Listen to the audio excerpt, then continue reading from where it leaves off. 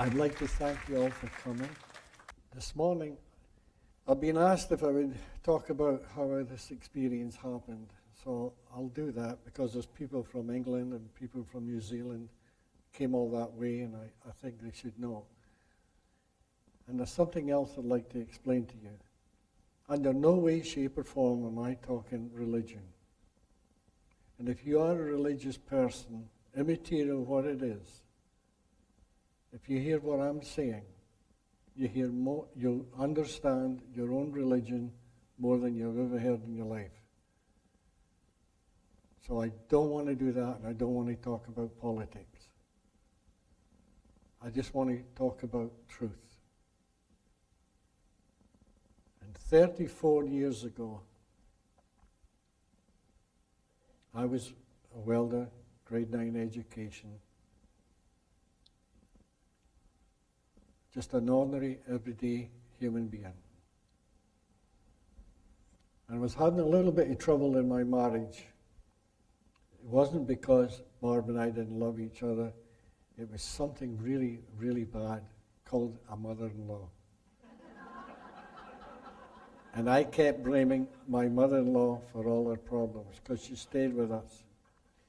And during that time, if you remember, in the early 70s was a kind of hippie time. A lot of people were going to these awareness groups.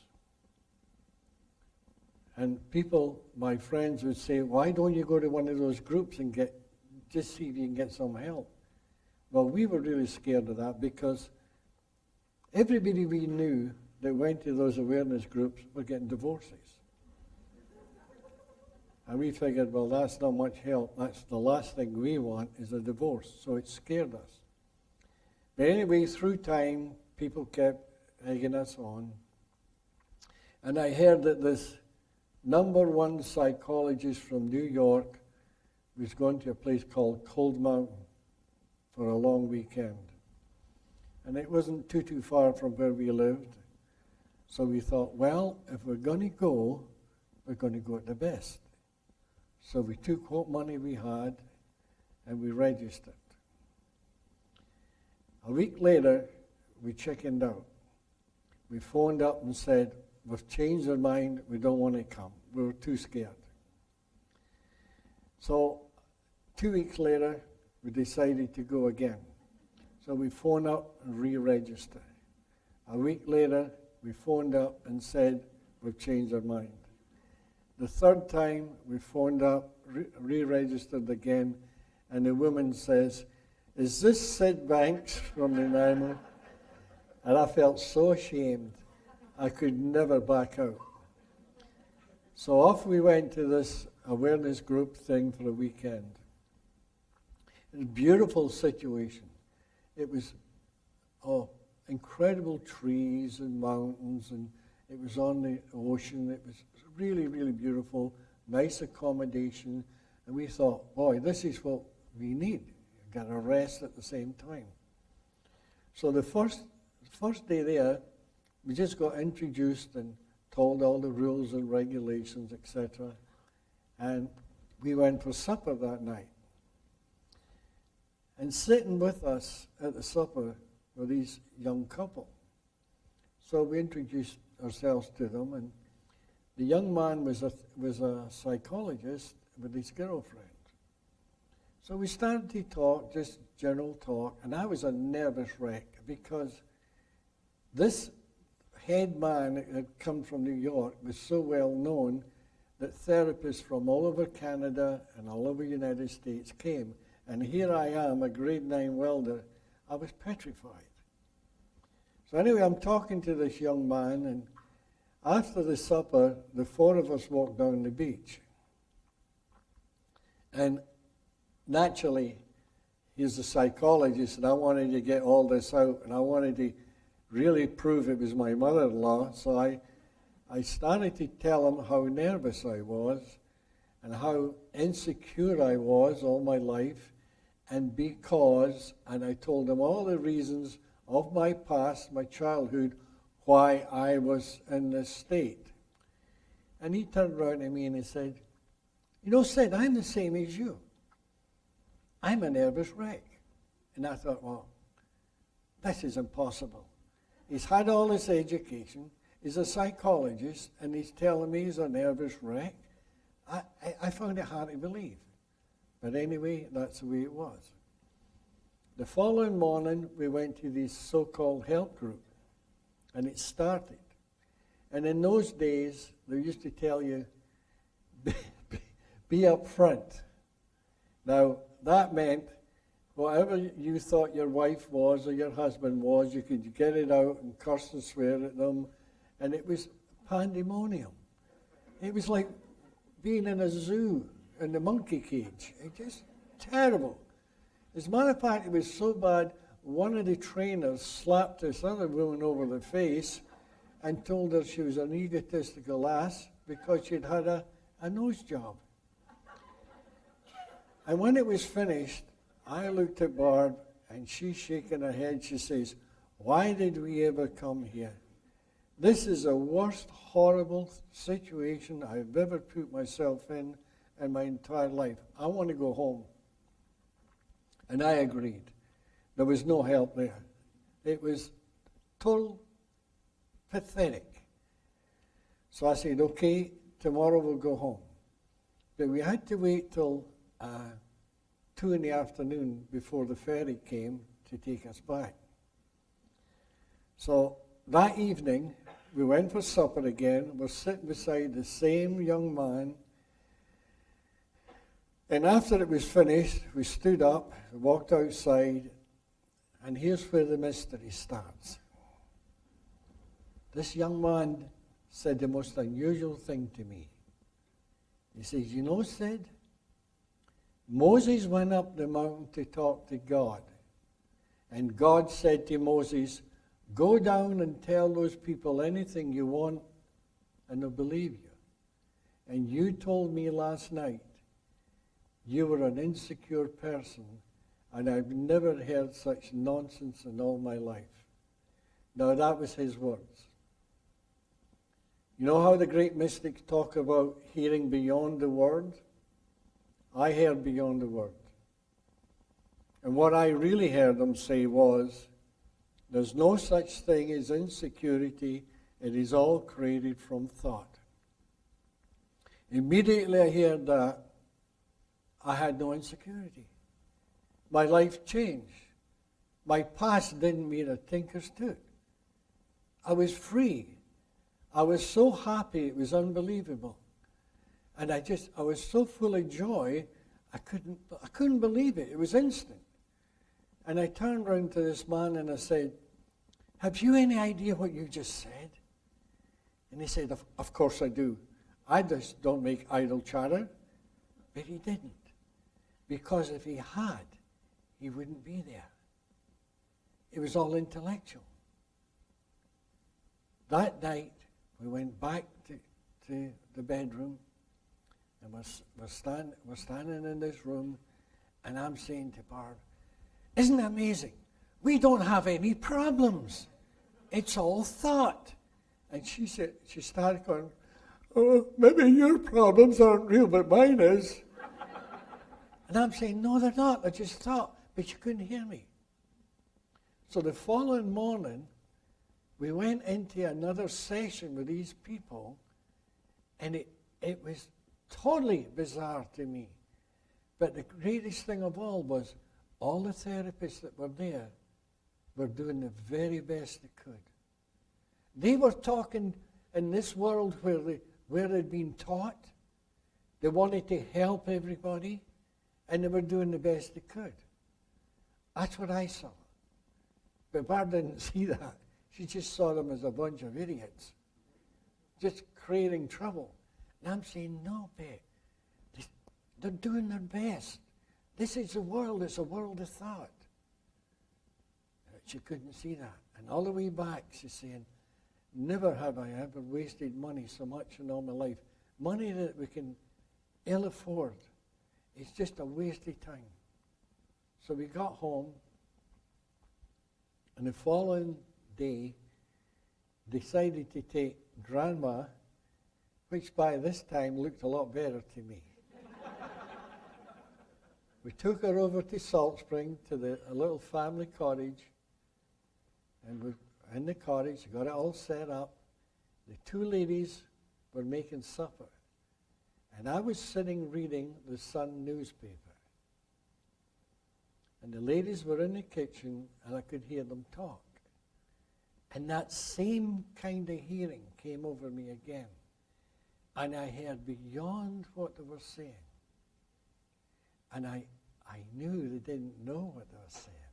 So I burst out laughing.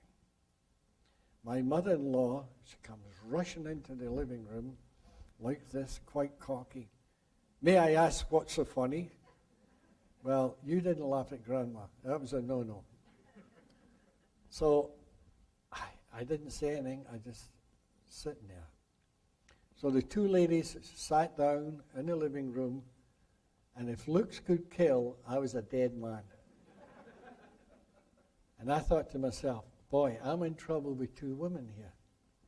I've got to try and get myself out of this. So I stood up to explain to them why I was laughing. Instead, I looked out the picture window at the ocean. And all of a sudden, it was like I was losing control of myself, and I was being sucked down this tunnel. And right there and then, I realized the true nature of what you call God. At that moment, I realized the true nature of what you call divine mind. And I was shrouded in white light, buzzing white light. It was just like I was in the middle of it. And I turned round to Barb and I started to cry. And I said, I'm home, I'm free, I've made it, I've conquered this world. This means to say that you and I will be traveling all over the world, and I'm going to change psychology and psychiatry forever, way beyond anybody ever even dreamt of. Now, you can imagine. These two women just stood there, dumbfounded, because they thought I had flipped. I had definitely lost my marbles. But what I realized when I had that insight, when in the middle of it, I realized, and this is very important, because what I realized was life was a divine dream, suspended within the boundaries of time, space, and matter. Now, at the beginning as I talk, I'd talk in a mystical manner. It sounds mystical, but it's so logical, so simple, that's what's making it mystical. And I'm sure that most of you will never get it. You'll never understand what I'm saying. But if you get a nice feeling, you're getting it. If the intellect comes in and says, oh, I know what you're talking about, and you get angry, or you get a little put off at me, you're not getting it. I remember once I was talking to about 200 people. And this lady got up halfway through it. She says, Sid, may I say something? I said, yes, what is it? She says, I don't know one damn word you're talking about. And I said, that's good. She says, what do you mean good? I came here to hear you, and I don't know what you're talking about, and you're saying that's good? I said, yes, it's good. And she says, I don't get this. And I looked at the audience and I said, well, everybody in here, please raise your hand if you don't know what I'm talking about. One hand went up. One hand said they knew what I was talking about. And that one hand argued with me all night. Because I'm not talking to your intellect. I'm not interested in what your problems are. I'm talking to our divine wisdom. And there's another thing. Sometimes I'll say divine wisdom, divine this or divine that. Because I'm with psychologists, I'll say universal. And some people might say, oh, I don't like that universal thing. Why don't you say divine? So I'll switch. Then somebody will say, I don't like that divine. I like universal. So you can't please everybody. And this is why I'm telling you, ignore my words. Please ignore my words. Listen for a feeling. Because I am not talking to your intellect. I'm not interested in who you are, what you've done, what you will do. I'm not interested in that. I'm interested in what's inside you. And what lies inside you is a divine wisdom. And divine wisdom is an intelligence, a divine intelligence before the contamination of human thought. That's why your intellect is the human thought. I'm interested inside. There's an innate health in everybody. And if you can touch that innate health, that's where a miracle happens. Well, it's supposedly a miracle. I didn't tell you the whole story, believe me. Because after this experience, the following day, those two women, they wouldn't even talk to me. They were scared. And I didn't blame them one single bit. And finally, my mother-in-law says to me, how dare you say that you're going to change psychology and psychiatry of the world? You don't even know what psychology and psychiatry are. And she was right. I didn't. I couldn't even spell the word. But I did know that I'd found the secret of the mind. And I knew if any therapist in the world could hear even the slightest bit what I was saying, they would heal people. I know that. There is no doubt. I knew that. The following day, my mother-in-law challenged me again. Very definite challenge. How are you going to change psychology and psychiatry of the world? What do you know? And I said, well, I'll tell you, Mom. One of the greatest secrets in this world is that there's three principles. The principle of divine mind, divine consciousness, and divine thought. And these three principles let us see creation and guide us through this life. And I doubt very much if many therapists in this world know that. Then she challenged me again and said, well, what are those three principles? I said, well, and I never knew this before in my life. You must understand this is the first time in my life I've ever spoken about it. And without thought, I said, divine mind is the universal intelligence of all things, whether in form or formless. Divine consciousness is the gift that allows us to see creation and all it entails. Divine thought is the gift that allows us to go through this world as thinking creatures. Well, it was pretty bad, the results of saying that. 3 days later, I went back to my work where I'd worked for 12 years. Everybody knew me, but they didn't. Very few even recognized me. I went to go in my locker and somebody grabbed my wrist and said, why are you going in Scotty's locker? My face had changed. My voice had totally changed. My attitude had changed. The way I behaved to people changed. Literally everything changed. And I saw everybody in this work, 200 or 300 people, all coming from those three principles. The ones that were angry were using them to become angry. The ones that were happy were using them to be happy. The ones that were insecure were using it to be insecure. And it was a thought. The thought is the secret key that was creating the reality. Thought creates this entire world.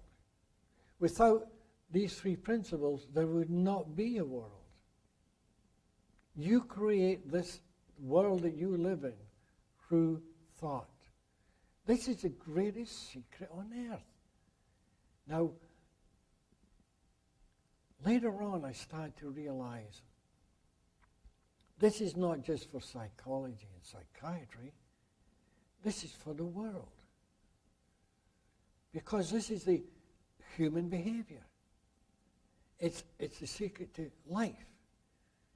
Because you see, what I realized that day was God was the energy of all things, whether in form or formless. So before creation, there's a formless energy. And from this formless divine energy, all life is created. And here lies the answer. Now you might say, well, what's this got to do with me? I'm a psychologist, I'm a psychiatrist, I'm a social worker, I've got a problem with my marriage. This is the answer. Because it wakes up your wisdom. Now I know ordinary people with no training whatsoever, zero, who were mixed up, lost people, lost souls, and they come and listen to me. And I'd say to them, I'll tell you what. And a lot of them were unemployed, some of them were even hippies. And I'd say, if you hear this much, just this much, what I'm saying, you will be traveling all over the world. You can talk to the high echelon of the greatest companies in the world. You can talk to psychiatrists, psychologists. You can teach anybody in the world. And they say, that's impossible. Say, you're really going too far. But it's not. Because today, that's exactly what these people are doing. But when they go into a company that's in real big trouble, or they go into jails that are in trouble, they don't try and tell you how to run your company. Or if they go into a university, they're not trying to tell you how to be a psychologist or psychiatrist. That's none of their business. They don't know anything about it. And you think, well, if that's so, how can they help them? You know how they do it? They talk to the wisdom that's inside you. And they bring your wisdom alive, and when it comes alive, then you become wise. You become a wise doctor, a wise businessman, a wise policeman, a wise anything, because it's your wisdom. And that wisdom that's inside is 1,000 times more powerful than the intellect. Because you are connected. See, when you're born, you come in from really nothing. You come into a world of form. And that world of form, as soon as you come in, you start using the three principles. When these three principles, you see this divine illusion. And this divine illusion to you is real. And you work through this divine illusion, and the name of the game is go find yourself. Now, the Eastern philosophies, they'll say the idea, go find yourself. Now, people go all over the world looking for themselves. But they'll never find it, because that's not what they're talking about. That's a metaphor. What they're saying is, find the true truth that's inside yourself. And your self is that well, there's lots of names you can put on it. It could be called God. It could be called anything. There's many, many names you can put on it. And I don't even want to put a name on it. But no matter what name you put on the truth, it is not the truth. It's a metaphor. If I say to you, I saw this beautiful tree, I'm not telling you what a tree is. I'm just telling you a word that describes something that's alive. And that's the same with the truth that's inside you. And this is where the secret is. If somebody's mentally ill or mentally unhealthy, what it is, it's their own thoughts that are creating it. If you're mentally sick because of your thoughts, and you change your thoughts to positive, you become a healthy human being. And people say, well, it's not that simple, because you see, this fellow, he had a real bad past and bad experiences. That's in the illusion. The past is no longer real. The past is an illusion in time. And it's carried through time in your head as if it's still alive and it still controls you. Once you see that the past is just an illusion, it's finished, it's history, then that frees you from all the problems. The problem is created from thought. Thought is the magical principle. If you're a therapist, you don't have to worry about consciousness because you're already conscious. You don't have to worry about mind because you've already got a mind. All you have to work with is thought. Whatever you think will be. Whatever you think the world is, that's what it is. And this is where the great mystics of the world talked about everybody living in separate realities. All you people here today, there's not one of you living the same reality. Because you've got a freedom of speech. Not the freedom of speech, I'm sorry. The freedom of thought. That's what you call your free will. We all think differently, but we all use the same principles. But if you can find out the essence of these principles, then this is where you'll find your health.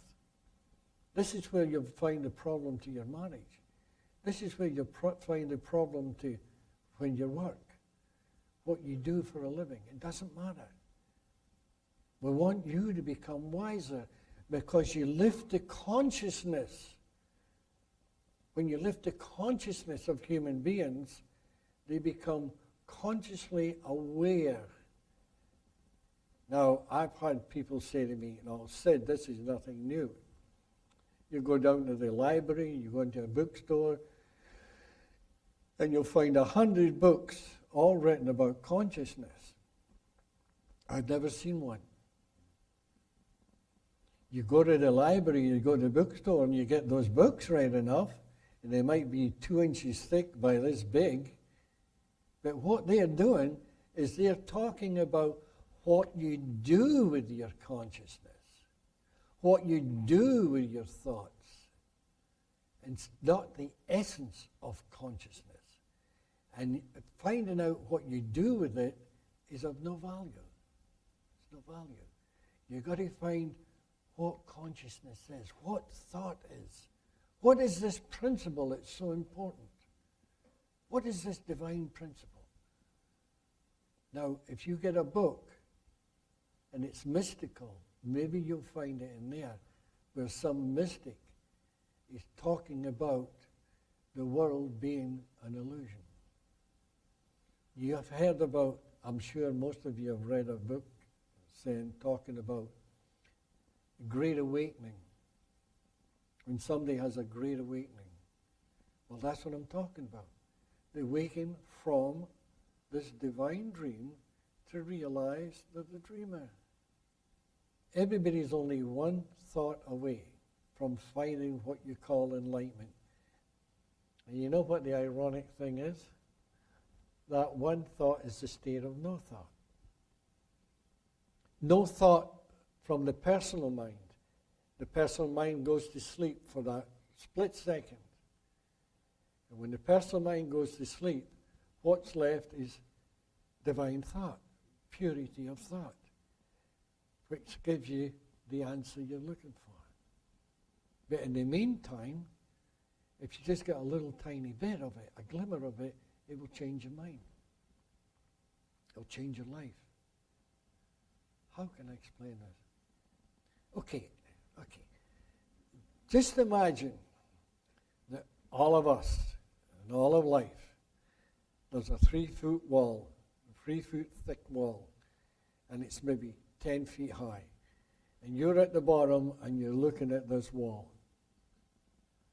And all you can see is a dark wall. That's the people that are really, really suffering. That's the people that you doctors are trying to help. They're down on the bottom looking at this wall. Somebody comes along with a ladder, puts it against the wall and says, I want you to climb up this ladder. And the fear stops them. Fear always stops you from going from one level to another. Always. And it's when you conquer that fear, you go through it. They get up in the first rung. Now they're already away from the wall a little bit, so it's a little bit better. They go up higher, higher.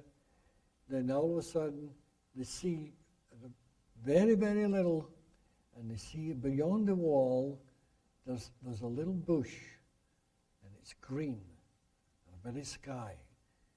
And they say, wow, I didn't know life was like this. And the mystic will say, well, I told you it was there. Well, why didn't you tell me before? They say, I've been telling you for years, but you won't listen. All those wise people from the beginning of time have always said this. So anyway, through time, you start going up the ladder. And each rung of the ladder is a level of consciousness. You go up the ladder another rung, and you see beyond the bush, and there's lawn, green lawn, and there's trees. You keep going up, then there's beautiful skies and lakes.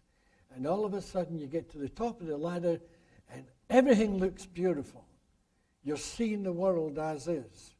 And you're standing on top of this wall, and you're saying to people, why don't you come up here? The sun's shining. What sun? There's lakes. What lakes? They don't see it. And it's not until they start walking up. Then, when you get to the top, you realize there is no wall. It's all an illusion. You were at the top of the ladder all the time. And that's how it works.